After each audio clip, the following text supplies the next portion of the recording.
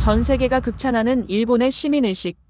하지만 그 신화가 깨지는 데는 단 3초면 충분했습니다. 매뉴얼 없이는 움직이지 않는 사회와 본능적으로 타인을 위해 움직이는 사회. 독일의 냉철한 사회학자가 서울 지하철 3호선에서 목격한 믿기 힘든 광경. 도대체 그곳에선 무슨 일이 있었던 걸까요? 일본 열도를 충격에 빠뜨린 그날의 진실, 지금 공개합니다. 대한민국의 자부심이 더 널리 닿도록 응원 부탁드립니다. 저는 독일 베를린 훔볼트 대학에서 동아시아 사회학을 연구하는 클라라 슈미트입니다.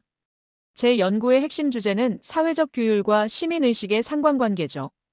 이 연구를 위해 저는 지난 6개월간 일본 교토의 명문 사립고등학교인 라쿠오쿠 고교의 상주 연구원으로 머물고 있었습니다. 일본은 제게 완벽한 연구 대상이었어요. 분 단위로 쪼개진 열차 시간표, 보이지 않는 선을 지키는 사람들, 타인에게 폐를 끼치지 않는다는 메이와쿠 정신.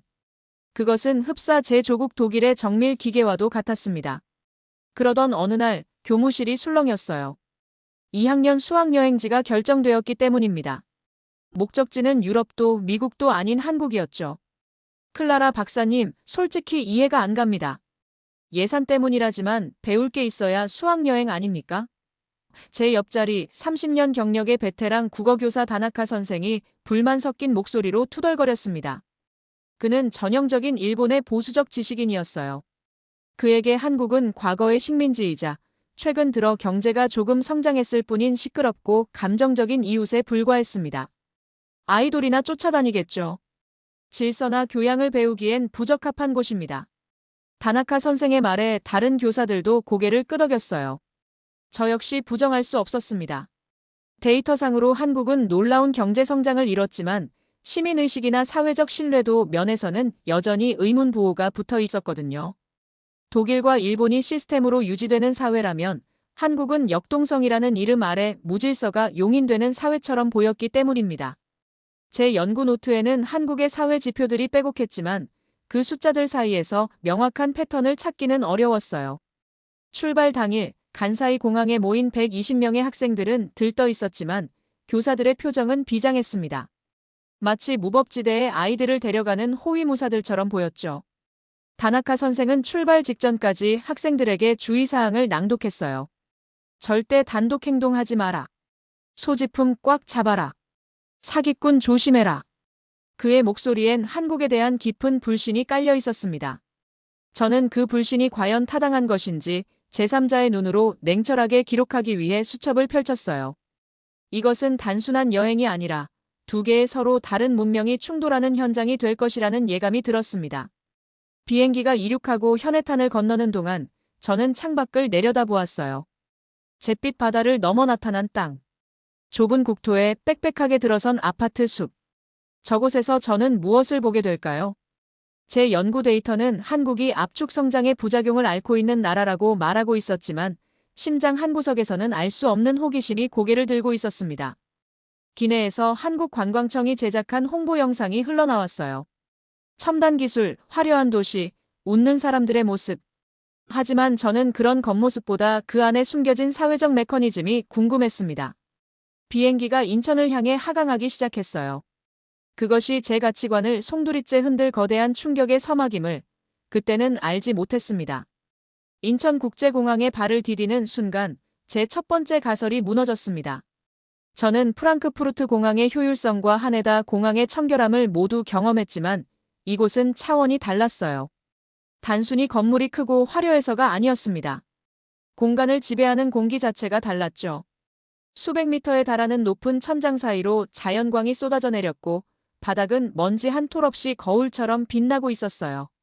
마치 미술관 같은 세련된 인테리어가 공항 전체를 감싸고 있었습니다. 그 위를 미끄러지듯 움직이는 안내 로봇이 일본 학생들에게 다가왔어요. 안녕하세요. 도움이 필요하신가요? 유창한 일본어였어요. 학생들은 탄성을 질렀습니다. 다나카 선생조차 헛기침을 하며 안경을 고쳤었죠. 겉만 번지르르한 건 누구나 할 수 있어요. 중요한 건 디테일이죠. 다나카 선생은 애써 폄하하려 했습니다. 하지만 저는 사회학자의 눈으로 더 깊은 곳을 관찰했어요. 청소 노동자들의 표정, 제복을 입은 직원들의 태도, 그리고 공항을 이용하는 한국인들의 움직임. 그들은 분주했지만 소란스럽지 않았고 빠르지만 서로 부딪히지 않았습니다. 마치 보이지 않는 리듬에 맞춰 움직이는 것처럼 보였죠. 입국 심사대를 통과하고 짐을 찾으러 가는 길, 저는 기이한 장면 하나를 목격했습니다. 한 젊은 남성이 무거운 짐을 든 채 쩔쩔매는 노파를 발견하자 망설임 없이 자신의 가방을 내려놓고 노파의 짐을 들어주었어요. 노파는 미안해하며 사양했지만 청년은 웃으며 손사래를 쳤습니다. 가족인가? 저는 생각했어요. 독일이나 일본에서는 타인에게, 특히 낯선 사람에게 저토록 물리적으로 개입하는 친절은 흔치 않습니다. 가족이 아니라면 설명이 되지 않는 장면이었죠. 저는 그 장면을 수첩 귀퉁이에 작게 메모했습니다. 버스로 이동하는 길, 송도 신도시의 마천루가 창밖을 스쳐 지나갔어요. 계획된 도시의 위용은 압도적이었습니다. 도로 위에는 전기차들이 소리 없이 달렸고 건물들은 제각기 다른 곡선으로 하늘을 찌르고 있었죠. 선생님, 여기 도쿄보다 더 미래 도시 같아요. 한 학생이 속삭였습니다. 다나카 선생은 건물만 높다고 선진국이 아니라고 일축했지만 그의 눈동자는 흔들리고 있었어요. 서울 도심에 진입했을 때 저는 또 다른 충격을 받았습니다. 한강의 기적. 전쟁으로 모든 것이 파괴된 지 불과 70년. 그 짧은 시간 안에 이토록 거대한 문명을, 그것도 자원 하나 없는 땅에서 재건했다는 사실은 사회학적 데이터로는 설명이 불가능했어요. 이것은 단순한 노동의 결과가 아닙니다. 무언가 강력한 정신적 동력이 작용하지 않고서는 불가능한 속도였죠. 저는 그 동력의 실체가 무엇인지 반드시 찾아내겠다고 다짐했습니다. 창밖으로 넓은 한강이 보였어요. 다리 위를 수많은 차량이 흘러갔고 강변에는 시민들이 산책하고 있었습니다. 버스는 호텔이 있는 명동을 향해 달리고 있었고 서울의 밤거리는 화려한 네온 사인으로 우리를 환하게 맞이했어요. 하지만 그 빛 뒤에는 제가 모르는 더 거대한 빛이 숨겨져 있었습니다. 이튿날 아침 첫 일정은 경복궁이었습니다. 저는 일본 교사들과 학생들 사이에 흐르는 미묘한 긴장감을 감지했어요. 일본인에게 한국의 고궁은 불편한 장소죠. 임진왜란 때 불탔고 일제강점기 때 훼손된 상처가 고스란히 남아있는 곳이기 때문입니다. 다나카 선생은 버스에서 내리기 전 학생들에게 역사는 관점에 따라 다르다며 방어막을 쳤어요. 혹시라도 한국인 가이드가 일본을 비난하거나 감정적으로 공격할까봐 경계하는 눈치였습니다. 광화문을 통과할 때 학생들은 카메라를 꺼냈지만 교사들의 표정은 여전히 경직되어 있었어요. 하지만 우리를 맞이한 40대 중반의 한국인 가이드, 김 씨의 태도는 예상을 완전히 빗나갔어요. 그는 단정한 정장 차림에 온화한 미소를 띠고 있었습니다. 근정전 앞 거대한 마당에 섰을 때 김 씨가 입을 열었죠. 이곳은 조선의 왕이 정사를 돌보던 곳입니다. 1592년 전쟁으로 전소되었고 이후 270년 만에 재건되었습니다. 그리고 20세기 초 식민지 시대에 다시 많은 전각이 헐렸습니다. 그의 설명은 건조하리만치 담담했어요. 잔인한 일본, 악랄한 침략 같은 수식어는 단 한마디도 없었습니다. 그는 그저 팩트만을 나열했죠. 연대와 사실만을 말할 뿐 어떤 감정도 섞지 않았어요. 학생들이 숨을 죽였습니다. 오히려 그 침묵이 더 큰 울림을 주었어요. 김 씨는 파괴된 역사를 설명하면서도 피해자의 슬픔에 잠기지 않았습니다. 대신 그는 복원을 이야기했죠. 우리는 무너진 것을 다시 세웠습니다. 기와 한 장, 돌 하나를 옛 방식 그대로 맞추기 위해 수십 년을 연구했습니다. 중요한 것은 부서졌다는 사실이 아니라 다시 세웠다는 의지입니다. 저는 전율을 느꼈어요. 그것은 패자의 하소연이 아니라 승자의 여유였습니다. 고난을 기억하되 거기에 매몰되지 않고 기어이 극복해내는 강인한 정신. 독일인인 저조차 숙연해지는 태도였죠. 다나카 선생의 표정이 일그러졌습니다. 그는 차라리 가이드가 화를 내거나 비난하길 바랐을지 몰라요. 그랬다면 한국인은 역시 감정적이라고 치부할 수 있었을 테니까요. 하지만 한국은 고요하고 기품 있게 자신들의 역사를 증명하고 있었습니다. 경회로 연못가에서 자유시간이 주어졌어요. 일본 학생들은 3355 모여 웅성거렸습니다. 야, 좀 미안하지 않냐? 근데 가이드 아저씨 진짜 멋있다. 화도 안 내고. 아이들은 본능적으로 느낀 것이죠. 진정한 자존심이란 목소리를 높이는 것이 아니라 스스로를 바로 세우는 것임을 말이죠. 저는 수첩에 적었습니다. 한국인의 자부심은 과거의 영광이 아니라 시련을 극복한 현재의 성취에서 나온다고요. 궁궐을 걷는 동안 학생들은 조용했어요. 평소처럼 떠들거나 장난치지 않았습니다. 무언가 깊은 것이 그들의 마음을 건드린 것 같았죠. 저 역시 마찬가지였습니다. 역사책에서 배운 한국과 눈앞의 한국이 전혀 다른 모습으로 제게 다가왔어요. 오후의 햇살이 근정전의 지붕을 비추었습니다. 그 빛은 단순히 아름다운 것이 아니라 무언가를 견뎌낸 자들만이 가질 수 있는 고귀한 위엄으로 느껴졌어요. 점심시간 학생들은 조별로 나뉘어 명동 거리로 흩어졌습니다. 명동은 인파로 북적였어요. 화장품 가게, 의류 매장, 음식점들이 빼곡하게 들어서 있었죠. 한국어, 영어, 중국어, 일본어가 뒤섞인 간판들이 거리를 가득 메웠습니다. 저는 다나카 선생, 그리고 깐깐하기로 소문난 수학교사 사토와 함께 한 분식집에 들어갔어요. 좁은 가게는 매콤 달콤한 냄새로 가득했습니다. 위생 상태가 걱정되네요. 사토가 냅킨으로 테이블을 벅벅 문지르며 말했죠. 하지만 테이블은 이미 깨끗했어요. 벽에는 연예인들의 사인이 가득했고 메뉴판에는 손글씨로 적힌 음식 이름들이 정겹게 보였습니다. 우리는 떡볶이와 김밥, 순대를 주문했어요. 잠시 후 옆 테이블에 앉은 우리 학교 남학생 4명이 식사를 마치고 계산대로 향하는 모습이 보였어요. 주방에 있던 주인 아주머니는 바쁜 손길로 돈을 받았습니다. 학생들은 거스름 돈을 받아들고 가게를 나섰죠. 그런데 문을 나서던 학생 하나가 멈칫했어요. 지폐를 세어보더니 친구들과 눈빛을 교환하고는 다시 가게 안으로 들어왔습니다. 친구들이 뭐라고 속삭이는 게 들렸어요. 그냥 가자, 아주머니가 실수한 거잖아. 하지만 그 학생은 고개를 저었습니다. 사토 선생이 미간을 찌푸렸어요. 저 녀석들, 돈을 덜 받았나? 가서 따지려는 건가? 일본인은 금전 문제에 철저합니다. 일엔이라도 틀리면 용납하지 않죠. 저는 긴장하며 상황을 지켜봤어요. 학생이 아주머니에게 돈을 내밀었습니다. 아주머니, 돈 더 주셨어요. 10,000원 더 들어왔어요. 서툰 영어와 한국어를 섞어가며 학생이 말했죠. 아주머니는 잠시 멍하니 있다가 금고를 확인하더니 활짝 웃었어요.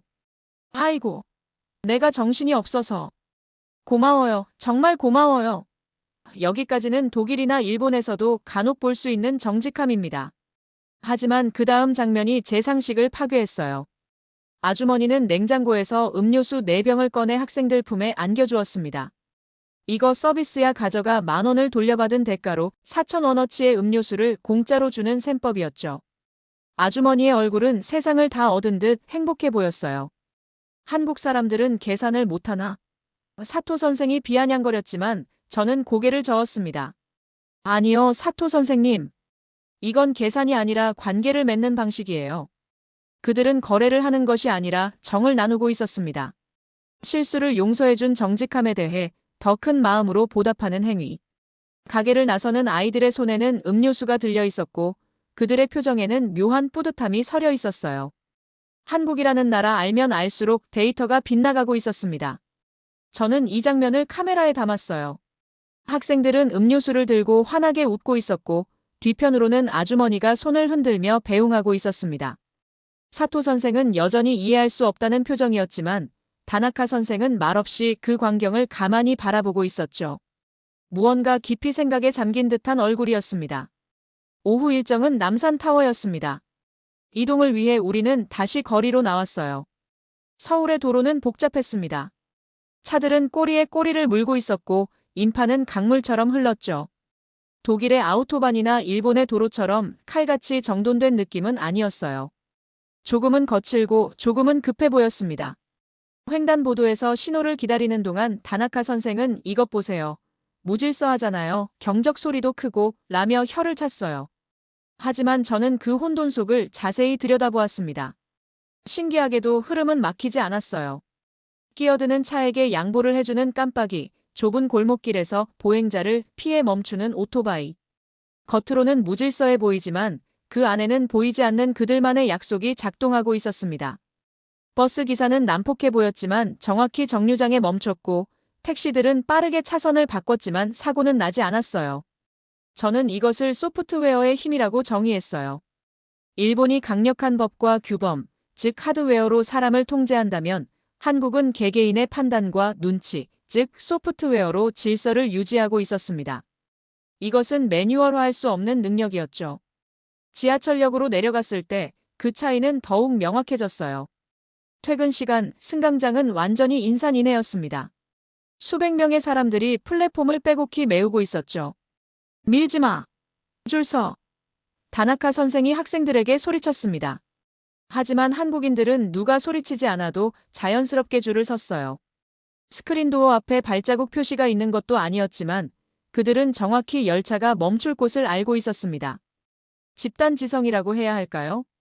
매일 똑같은 시간에 출퇴근하며 체득한 암묵적 지식이 작동하고 있었어요.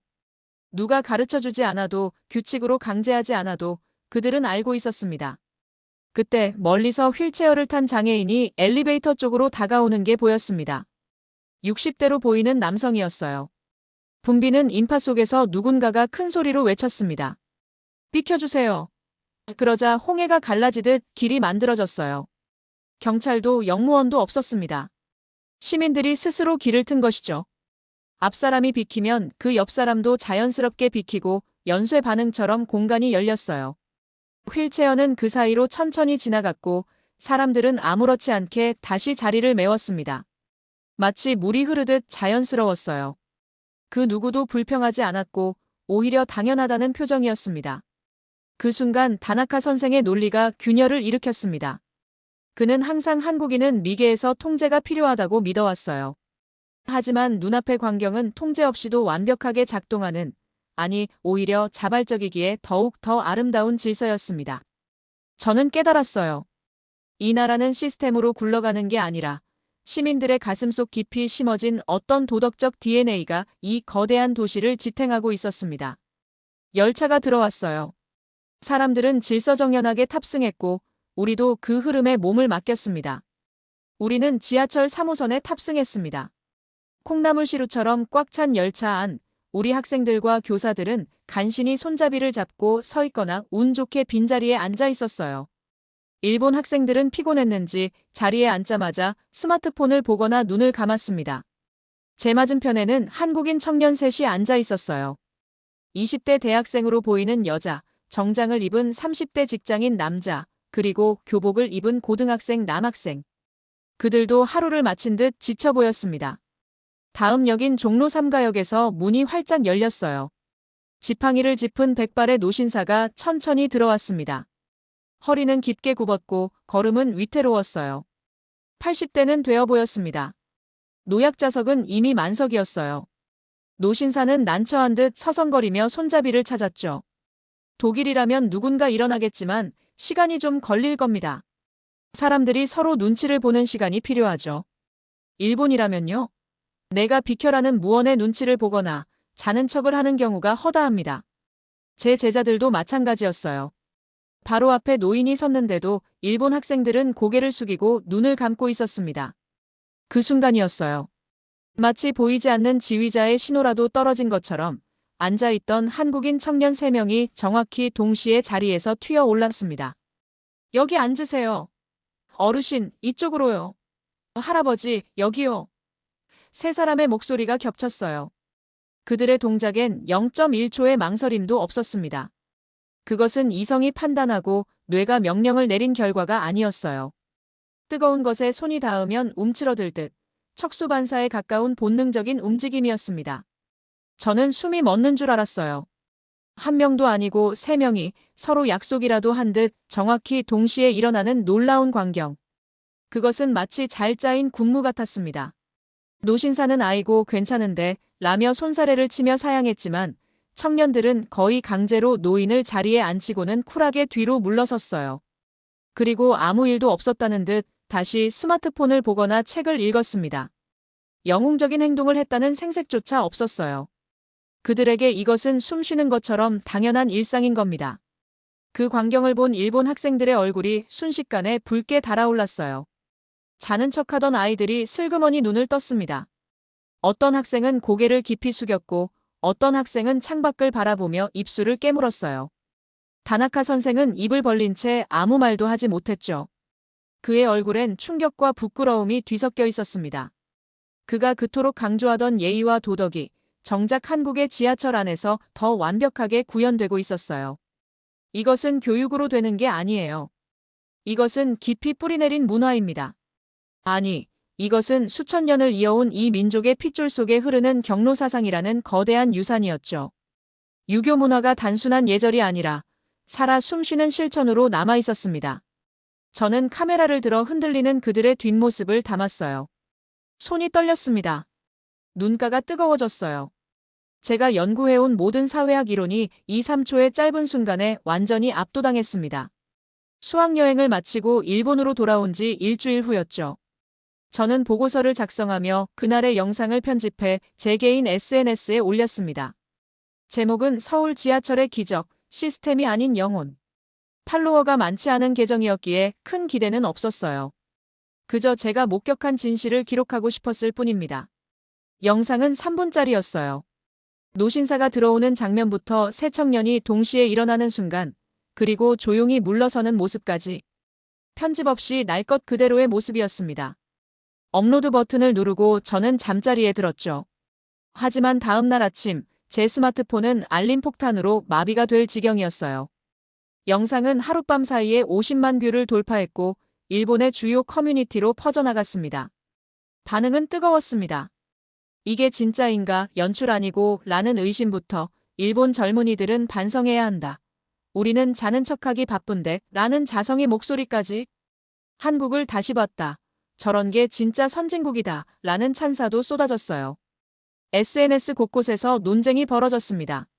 어떤 이는 이건 한국의 유교 문화가 살아있는 증거라고 했고 또 어떤 이는 일본도 예전엔 저랬는데 언제부터 이렇게 변했냐며 한탄했죠. 저는 댓글창을 스크롤하며 일본 사회의 깊은 갈증을 느꼈습니다. 물론 악플도 있었어요. 한국의 선전 영상이다. 우연히 찍힌 거다 라는 우익들의 공격이었죠. 하지만 그런 비난조차 영상의 확산을 막을 수는 없었습니다. 하지만 인천공항에서의 메모를 떠올렸습니다. 낯선 노파의 짐을 들어주던 청년. 그리고 지하철의 새 청년. 심지어 명동 분식집의 아주머니도요. 그것은 우연이 아니었어요. 한국 사회 전체에 흐르는 거대한 공감의 강물이었습니다. 제가 일주일간 목격한 수많은 작은 친절들이 모두 연결되어 하나의 그림을 그리고 있었죠. 이것은 고립된 사건이 아니라 그들의 일상이었습니다. 논란이 커지자 라쿠오쿠 고교에서도 연락이 왔어요. 다나카 선생이었습니다. 클라라 박사님, 그 영상 학교 입장이 곤란합니다. 라고 그는 난처해했지만 목소리 끝은 떨리고 있었어요. 학부모들의 항의가 빗발치고 있다는 겁니다. 하지만 저도 인정합니다. 그날 지하철에서 저는 부끄러웠습니다. 가장 완고했던 다나카 선생조차 그날의 충격을 부인할 수는 없었던 것이죠. 영상은 국경을 넘어 독일까지 전해졌습니다. 독일 동료 교수들은 동방에이지국이라는 옛말이 현대 도시에서 구현되는 희귀한 사례라며 놀라워했어요. 베를린 대학의 사회학과 교수 몇 명은 이 영상을 수업 자료로 쓰겠다고 연락해왔습니다. 한 교수는 메일에 이렇게 썼죠. 이것이야말로 진정한 시민사회의 모습이라고요. 저는 댓글들을 하나하나 읽으며 확신했습니다. 사람들은 목말라 있었어요. 차가운 시스템과 자본주의가 지배하는 세상에서 아직 인간의 따뜻한 온기가 살아있는 곳을 그리워하고 있었던 겁니다. 그리고 한국이 바로 그 증거였어요. 영상 조회수는 일주일 만에 200만을 넘어섰고 저는 수십 개의 언론사로부터 인터뷰 요청을 받았습니다. 한국에 대한 관심이 폭발적으로 증가하고 있었죠. 그로부터 6개월 후 저는 독일 프랑크푸르트에서 열린 국제사회학회에서 발표했습니다. 주제는 한국의 시민의식, 시스템을 넘어서는 힘. 세계 각국에서 온 300명의 학자들 앞에서 저는 그날의 영상을 틀었어요. 어둠 속 스크린에 펼쳐진 서울 지하철의 그 장면. 노신사가 들어오고 새 청년이 동시에 일어나는 그 3초. 3초간의 침묵 후 강당은 박수로 가득 찼습니다. 한 프랑스 교수가 물었습니다. 클라라, 당신은 그것이 문화라고 했는데 정확히 무엇이 그들을 그렇게 만드는가? 저는 답했습니다. 그들은 경쟁하지만 배제하지 않습니다. 그들은 빠르지만 약자를 기다립니다. 그들은 개인주의 시대를 살지만 공동체를 저버리지 않습니다. 이것은 유교의 인, 정, 효가 21세기에 재해석된 형태입니다. 서구 사회는 시스템을 완벽하게 만들면 사람이 따라온다고 믿었어요. 법을 강화하고 CCTV를 늘리고 처벌을 엄격히 하면 질서가 생긴다고요. 독일의 철저함, 일본의 규율이 그랬죠. 하지만 한국은 반대 방향에서 출발했습니다. 사람의 마음을 바꾸면 시스템은 자연스럽게 따라온다고요. 그래서 그들은 법보다 도덕을, 처벌보다 공감을, 개인보다 관계를 택했습니다. 감시하지 않아도 정직하고 강요하지 않아도 배려하는 사회를 만들었어요. 물론 완벽하지 않아요. 한국 사회에도 문제는 많습니다. 경쟁은 치열하고 갈등도 존재하죠. 하지만 적어도 그들은 인간성을 잃지 않았어요. 발표를 마치고 저는 질문을 받았습니다. 그렇다면 한국이 진짜 선진국인가요? 저는 잠시 침묵했어요. 청중들의 눈이 저를 향했습니다. 그리고 저는 천천히 이렇게 대답했습니다. GDP나 기술력으로 선진국을 정의한다면 한국은 이미 선진국입니다. 세계 10위권의 경제 규모, 최첨단 IT 인프라를 갖췄죠. 하지만 진짜 선진국의 조건은 따로 있다고 저는 생각합니다. 노인이 지하철에 탔을 때 3명의 청년이 동시에 일어나는 나라. 길 잃은 외국인에게 먼저 다가가 도와주는 나라. 돈을 더 받았다고 정직하게 돌려주는 나라. 그런 나라가 진짜 선진국입니다. 그리고 한국은 시스템이 아닌 영혼을 설계한 나라입니다. 강당이 다시 한번 박수로 가득 찼어요. 강연장을 나서며 저는 생각했어요. 세계는 지금 한국을 주목하고 있습니다. K-팝이나 드라마 때문이 아니에요. 그것들은 단지 창문일 뿐입니다. 진짜 이유는 그들의 문화 속에 숨어있는 인간에 대한 존중, 공동체에 대한 신뢰, 그리고 타인에 대한 배려 때문입니다. 전쟁의 폐허에서 일어나 반세기 만에 경제 강국이 되면서도 그들은 인간다움을 잃지 않았어요. 빠른 발전 속에서도 노인을 공경하고 약자를 배려하며 공동체를 지켰습니다. 그것이 바로 제가 발견한 한국의 진짜 힘이었습니다. 그리고 그날 프랑크푸르트의 그 강연장에서 저는 확신했습니다. 한국은 단순히 경제적으로 발전한 나라가 아니라 인류가 나아가야 할 방향을 보여주는 나라라고요. 시스템이 아닌 영혼으로, 규율이 아닌 공감으로, 강제가 아닌 자발로 만들어가는 사회. 그것이 바로 미래의 모습이 아닐까요? 이 이야기가 여러분의 마음을 따뜻하게 데워드렸다면 구독과 좋아요, 그리고 알림 설정까지 꼭 한번 눌러주세요. 시청해주셔서 감사합니다.